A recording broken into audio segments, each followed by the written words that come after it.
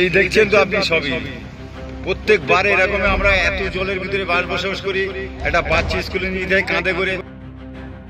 পুকুর না রাস্তা তা দেখে বোঝার উপায় নেই এতটুকু। কোথাও হাঁটু তো কোথাও আবার কোমর সমান জল। চাষের জমি থেকে ঘরবাড়ি, রাস্তা সবটাই জলের তলায়। কার্যত স্তব্ধ জনজীবন।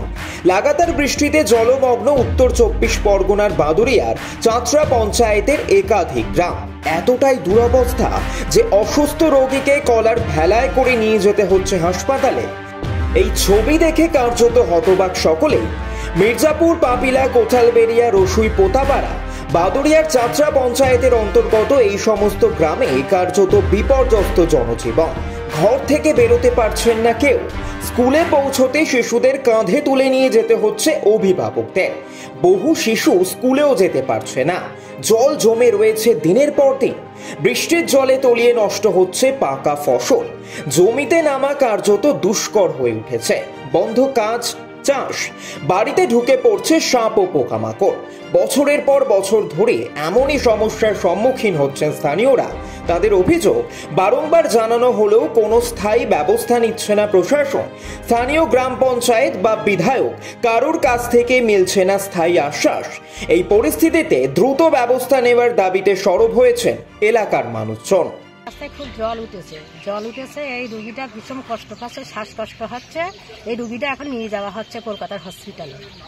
খুব কষ্ট পাচ্ছে, কোনো যাওয়ার আসার রাস্তা নেই। আমাদের কলার ভেলাই করে নিয়ে এসে এই মেন রোডে আসছি। এসে আমরা এখন যাব কলকাতার ভিতরে। এই দেখছেন তো আপনি সবই, প্রত্যেকবার এরকম আমরা এত জলের ভিতরে বাস বসবাস করি। একটা বাচ্চা স্কুলে নিয়ে যায় কাঁধে করে, একটা রুগী নিয়ে যেতে কলার ভেলায় ছাড়া আমাদের কোনো রকম কোনো লাইন নেই। খুবই অসুবিধার ভিতরে আমরা। গ্রামের অবস্থা খুবই খারাপ। গরিবগুলো মানুষের অবস্থা খুবই খারাপ। কলার ভেলায় ছাড়া আমাদের চলার কোনো লাইন নেই। এক কলসি জল আনতে গেলেও কলার ভেলা, যদি ভেলা না থাকে জল নালে আমাদের বাচ্চাদের খাওয়া হচ্ছে না। স্কুলে যেতে হচ্ছে বাচ্চাকে কাঁধে করে নিয়ে। যদিও চাঁচড়া পঞ্চায়েতের প্রধান আসলাম উদ্দিনের কথায় ইছামতি, যমুনা ও পদ্মা খালে পলি জমে জল ধারণ ক্ষমতা কমে গিয়েছে বলে এমন পরিস্থিতি। ইতিমধ্যে ইছামতি নদীর সংস্কারের কাজ শুরু হয়েছে।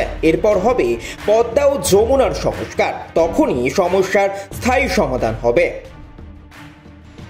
অ্যাকচুয়ালি জল জমার ব্যাপারটা তো প্রশাসনের সর্বস্তরেই জানে যে এই জল জমছে বলে ইছামতি পলি পড়ার কারণে এবং এই পদ্মা যমুনা দুটো জায়গাতে পলি পড়ার কারণে এই জলগুলো জমছে।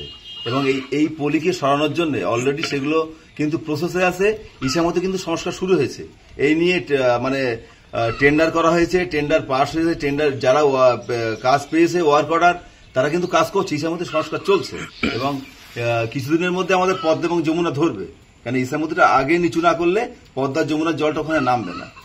সেই জন্য আমরা যত তাড়াতাড়ি সম্ভব প্রশাসনের উচ্চপদস্থ আধিকারিকদের আমরা এই বিষয়টা আমরা জানাবো নিঃসন্দেহে যে আমরা যত তাড়াতাড়ি সম্ভব ইছামতি সংস্কার করার পরপরই আমরা যাতে যমুনা এবং পদ্মার সংস্কারে নামতে পারি।